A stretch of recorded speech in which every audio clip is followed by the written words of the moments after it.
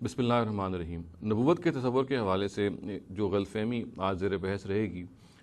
وہ یہ کانسیپٹ ہے کہ حضرت آدم کے بارے میں جو کہا جاتا ہے کہ ان کو ایک خاص شجر سے، ایک خاص درخت سے روک دیا گیا تھا کہ اس کا پھل نہ چکھیں، تو وہ کیا ہے؟ تو اس کو شجر ممنوعہ ہم کہتے ہیں، اور یہ معلوم ہے کہ یہ اس کے بارے میں مختلف آراء ہیں۔ کچھ لوگ یہ کہتے ہیں کہ یہ زیتون کا درخت تھا، کچھ لوگ یہ کہتے ہیں کہ یہ انگور کا درخت تھا، تورات کا یہ بیان ہے کہ یہ خیر و شر کی معرفت کا درخت تھا۔ تو یہ مختلف بیانات ہیں۔ قرآن مجید سے معلوم یہ ہوتا ہے جہاں جہاں یہ لفظ آیا ہے شجرہ، کہ یہ ان میں سے کوئی بھی مراد نہیں ہے۔ اور میں اس موقع پہ چاہوں گا کہ اپنے استاد جناب جاوید احمد غامدی صاحب کی تحقیق اس لفظ کے حوالے سے پیش کروں، اور ان کی جو تعویل ہے اس خاص ایشو کے بارے میں وہ آپ کے سامنے آئے۔ دیکھیے، سب سے پہلے تو جو چیز جان لینی چاہیے کہ وہ یہ ہے کہ قرآن مجید جو شجرہ کے الفاظ استعمال کرتا ہے، یہ اپنے یعنی استعمالات ہی سے معلوم ہو جاتا ہے کہ قرآن میں مختلف مقامات پہ اپنے مجازی مفہوم میں آئے ہیں۔ چنانچہ اس کو شجرۃ الخلد کہا گیا ہے، یعنی ہمیشگی کا درخت کہا گیا ہے، گویا کہ یہ ایک سمبولک چیز ہے۔ اس سے ہم کوئی مثال کے طور پہ انگور کا درخت یا مثال کے طور پہ کسی بھی شے کا درخت مراد نہیں لے سکتے، اس لیے کہ قرآن کی اپنی صراحت کے مطابق یہ جو لفظ ہے یہ اپنی نیچر میں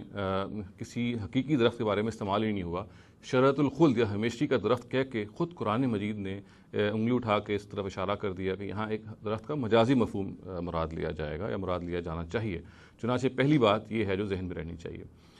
دوسری بات جس کے بارے میں ہمیں قرآن مجید سے اشارات ملتے ہیں اور جس کو استاذ نے اپنی تحقیق میں واضح کیا، وہ یہ ہے کہ یہ کہا گیا کہ جیسے ہی آدم اور حوا نے یہ پھل چکھا تو ان کی شرمگاہیں ان پر ظاہر ہو گئیں۔ فلما ذاق الشجرۃ بدت لہما سوآتہما، یعنی جب انہوں نے یہ پھل چکھا تو ان کی شرمگاہیں ان پہ ظاہر ہو گئیں۔ یہ خود یہ بتا رہا ہے کہ یہ معاملہ اصل میں بالکل مختلف ہے، اور یہ عام پھل چکھنے کا یا مثال کے طور پہ انگور کے پھل کو چکھنے کا اس سے معاملہ کوئی نہیں ہو سکتا۔ اور تورات کی جو وضاحت ہے وہ بھی یہاں پہ پوری نہیں بیٹھتی، اس لیے کہ اگر خیر و شر کی معرفت ہی حاصل ہوئی ہے تو اس کے بعد پھر شرمگاہیں کھلنے کا معاملہ سمجھ میں نہیں آتا۔ استاذ نے یہ بات واضح کی ہے کہ یہاں پہ اصل میں شجرہ سے مراد شجرہ تناسل ہے، اور یہ ایک مجازی استعمال ہے مرد اور عورت کے جنسی تعلق کا، جس کے نتیجے میں ہمیں معلوم ہے کہ انسان کو تلذذ حاصل ہوتا ہے، اور اسی چیز سے حضرت آدم اور حضرت حوا کو روکا گیا۔ اور روکنے کی وجہ بھی یہ تھی، یہ بتانے کے لیے کہ یہ جو انسان کا اصل امتحان دنیا میں پیش آئے گا وہ جنسی کے ذریعے سے پیش آئے گا، اور یہ بالکل واضح ہے ان دونوں آیتوں سے۔ اگر ہم اس شجرۃ الخلد کے لفظ کو دیکھیں اور غور کریں تو معلوم ہوگا کہ جو فیملی ٹری ہے، یعنی جو انسان کا جو پورے کا پورا شجرہ نسب ہے وہ اسی سے برآمد ہوتا ہے۔ تو شجرہ کا جو لفظ بالکل یہاں پہ مناسب طریقے سے استعمال ہوا ہے۔ اور پھر یہ بات کہ فلما ذاق الشجرۃ بدت لہما سوآتہما، جب انہوں نے اس پھل کو چکھا تو ان کی شرمگاہیں ان پر ظاہر ہو گئیں، یہ بھی بالکل اس بات میں بالکل ٹھیک بیٹھتی ہے کہ جب وہ اس جنسی عمل سے گزرے تو ان کی اپنی شرمگاہیں، ان کی جو اپنی جنسی انسٹنکٹس تھیں، جو ان کی جبلت تھی، وہ ان پر ظاہر ہوگی۔ اور یہ مقصد بھی یہی تھا کہ یہ ظاہر ان پہ ہو جائے تاکہ ان کو یہ بتایا جائے کہ دیکھیے یہی وہ چیز ہے، یہی وہ ایریا ہے جہاں سے سب سے زیادہ انسان کی آزمائش اس دنیا میں ہوگی۔ چنانچہ ہم خلاصتاً یہ کہہ سکتے ہیں کہ شجرہ کے جو الفاظ ہیں، شجر ممنوعہ جو ایک ہمارے ہاں اصطلاح بن گئی ہے، اس سے نہ تو تورات کے مطابق، جیسے کہ میں نے عرض کیا کہ یہ خیر و شر کی معرفت کا شجر مراد ہے، اور نہ ہی کوئی دوسرے عام جو درخت ہیں، مثال کے طور پر جیسے کہ مفسرین نے بیان کیا کہ انگور کا درخت ہے یا